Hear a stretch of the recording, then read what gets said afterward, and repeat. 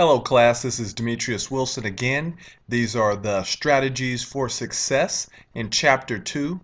Definitely some supplemental items that will assist you in making the right decisions in your professional, scholastic, and personal endeavors.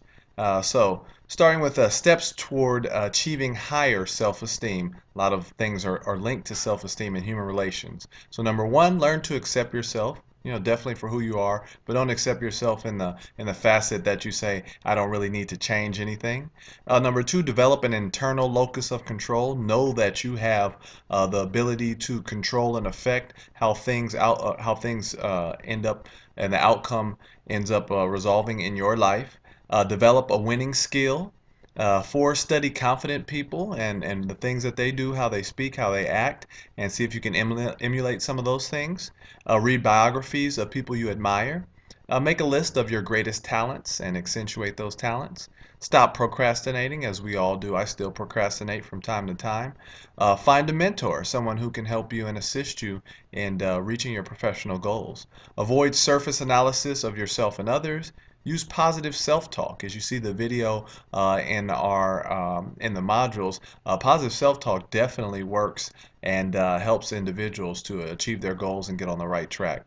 And don't forget the needs of others, right? Sometimes we have to help others in order to help ourselves and just to help others, right? So learn to accept yourself. Don't feel that you have to be like someone else. Don't dwell in the past, but instead remember that the past does not equal the future. Avoid thinking that you should become your ideal self right now. We all have to deal with that fact that we can't be the super me or the super you right at this moment. That ideal is something to work toward for the future. Here, in the present, you are okay. Self-acceptance means learning to believe in your heart that you are valuable and that your differences from others are a plus more than a minus. Differences are what make everyone so interesting in this lovely diverse world. Number two, develop an internal locus of control. So Julian Rotter, an influential psychologist, describes the locus of control as perceived center of control over the main events in people's lives. People with an internal locus of control feel that they are in control of events of their own lives and have more of a take charge attitude. Rotter and others also believe that internal locus of control is related to both higher self-esteem and better physical health. I would definitely agree. On the other hand, people with external locus of control feel the world is happening to them and that they have no control over the events in their lives. They just say, hey, woe is me. As stuff happens, there's nothing I can do to control it.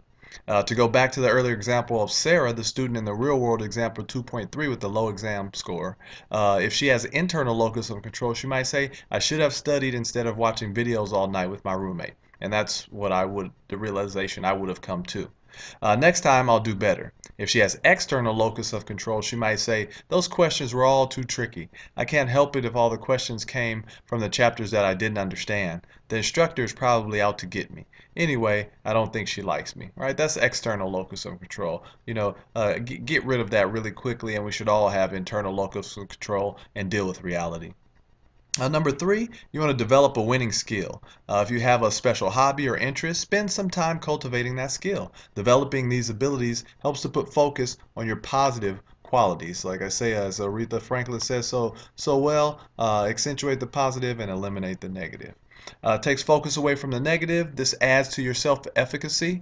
Also, developing one area will teach you to focus on achievements, which is necessary for growth and success in one area often spills over into other areas.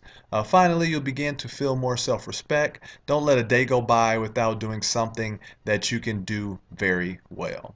Number four, study confident people. Study those who seem to have strong self-esteem. Watch for things that you could do to learn to like yourself better. Such behaviors might include ways of dealing with negative responses from other people, daily habits, or even ways of looking at others while talking. Remember step one, you do not need to be just like anyone else. In fact, losing your identity can destroy your self-esteem. Don't want to lose your identity. Continue to be yourself. Just be a better you. However, you can learn skills from others that you can apply to your own life. And I continue to learn every single day. Number 5, read biographies of people you admire or rent videos of the lives of successful people. You'll be amazed at how many self-esteem hints you can pick up from a good biography. While you're reading or watching, notice any misfortunes the successful person had to overcome. So, for instance, like the guy who created Kentucky Fried Chicken, he had a lot of obstacles that he ended up having to overcome. That a lot of people would just throw their hands up in the air and quit, but he kept going, and he's obviously got the chicken that's finger looking good. So especially those that attacked his or her self-esteem, try to put yourself in the situation and see yourself meeting the challenge. While you're following the success stories of others, try not to get carried away in just admiring them. Start to think of healthy self-esteem as something that you already have, and you do have it. May just be out of focus, or you may be out of touch with it. Seeing yourself when reading or watching biographies as discovering a lost treasure, your self-worth. And number 6, make a list of your greatest talents. If you draw a blank, ask someone close to you. They'll be able to let you know. A friend, family member, or significant other to help you start the list. Others will often see your good points, talents, and abilities more clearly than you actually see them yourself. Once you have written the list, consider each talent as a section of your new self-concept. Put the talents you can develop with the least effort to the top of the list. Self-esteem is amazing in the way it reacts with emotions. The entire way you feel about yourself can improve or deteriorate based on very little things. This steps allows you to let these little things help rather than hurt you. And those are just some examples of some individuals we may admire and strive to be like. So number 7 is stop procrastinating. My mother would always say procrastination is the thief of time, and yes, I did procrastinate as a young man, and as an older man I'm still procrastinating, but I'm getting better at it, and doing a lot less often. So stop procrastinating. If you honestly feel you never put things off too long, you can skip this section. Definitely not me. Every time I read it, reemphasizes that I need to stop procrastinating. Most people, though, tend to procrastinate, and procrastination can hurt your self-esteem a great deal. When you're not working towards a goal, this can easily bring your self-esteem lower. Some people think procrastinators are lazy people. Other people see procrastination as a controlled decision. Actually, many very hard workers are terrible procrastinators. To overcome this common problem, identify the emotions that are blocking you from action. Although several emotions are often very evolved, the most important ones are fear and pain, or fear of pain. Associated in some way with putting off the task, once you realize that fear and avoidance of pain are involved, you can look more closely at the task and figure out what it is about that seems so painful or scary to you. Getting tasks completed will give you a feeling of being on top of things, which is very important to your self-esteem. If you've been meaning to do something about your procrastinating, don't put that off too. Stop procrastinating about stop procrastinating. Find a mentor. Then this is one thing I could definitely work on myself. As I say, as I go through these classes all the time, I see these things, I say, hey, you know what? I need to improve upon this. So find a mentor. A mentor is someone who will walk you through experiences that are new to you, but that he or she has already been through. True mentoring involves two people communicating well, one mostly teaching and the other mostly learning.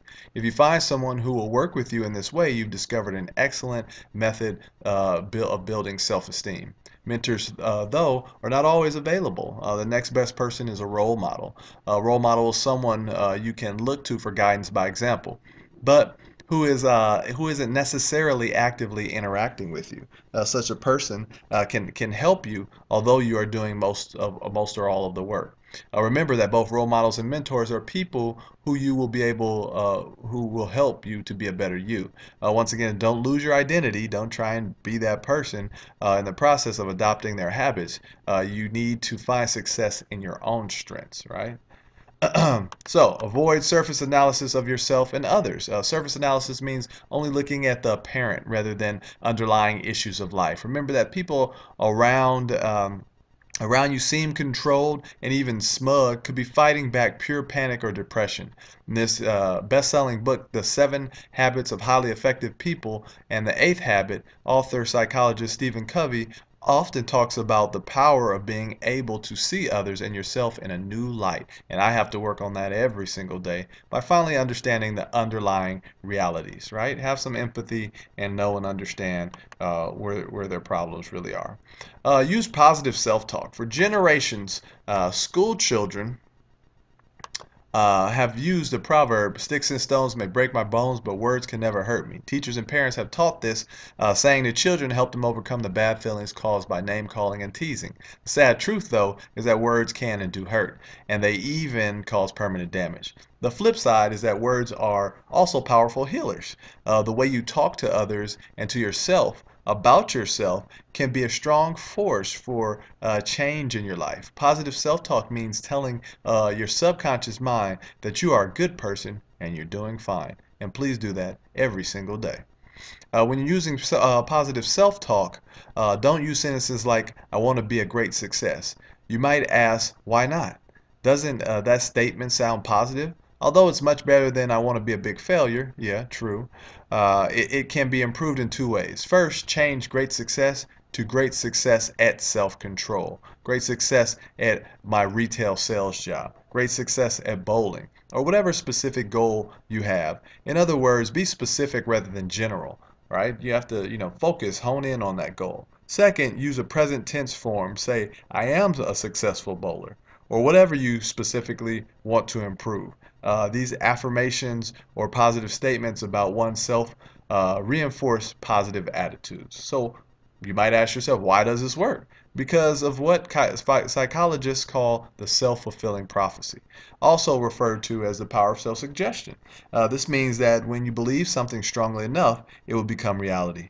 By your beliefs and the actions that you follow, you will fulfill the prophecy or expectation you hold about your future behavior. Trust me, you don't see people say, oh man, this job sucks, it's terrible, I want to get out of here, and then, oh, I'm getting a promotion. Well, I'll be. That never happens. Uh, Whenever you have success in your journey toward better self-esteem, take pride in your achievement. Reward yourself. Acknowledge your progress without fear of exaggerating it.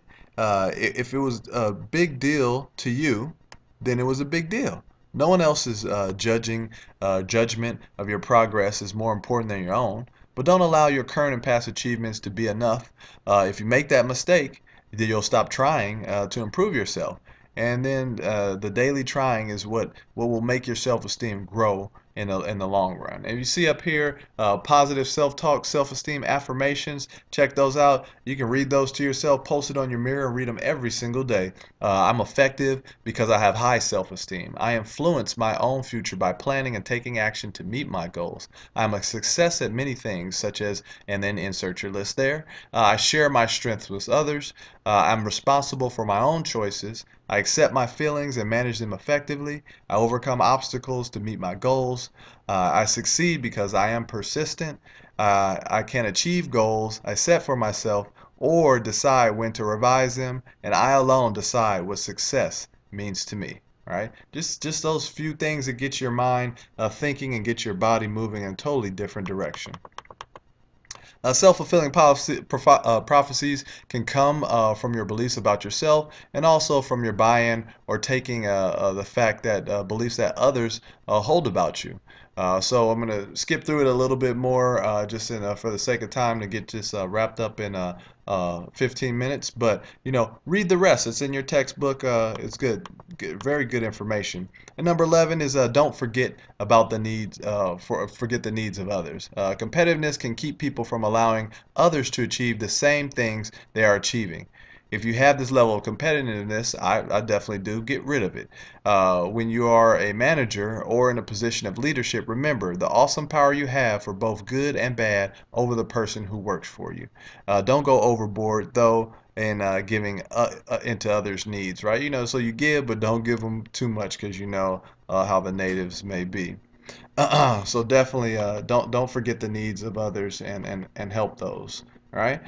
So that's just a little bit about some strategies for success. You can check in the textbook and read the strategy 2.2 steps toward combating low self-esteem by defeating the pathological critic, that voice in your head that continues to say you're not good enough and all these negative comments. Step on that pathological critic and put that positive self-talk into your mind and say, this is what I am and this is who I want to be. As always, have a good day and a great week.